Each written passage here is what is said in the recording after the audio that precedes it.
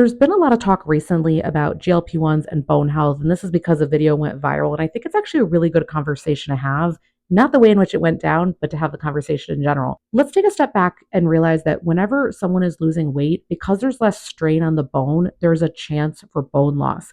Now, this is why we don't recommend rapid weight loss. And when you're losing weight, we really recommend that you're doing strength training to continue to challenge the bone, not just for muscle, but literally for bone health as you're aging. Now, keeping all of that in mind, there's no evidence that GLP-1 medications lead to any increased rate of bone loss compared to losing weight on its own.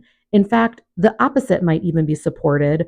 Minimally, some data suggests that the GIP component that's in tirzepatide, that might lead to a little bit of bone formation. Again, all of this needs to be studied more. This is not something that definitively I would sit here and hang my hat on one of them.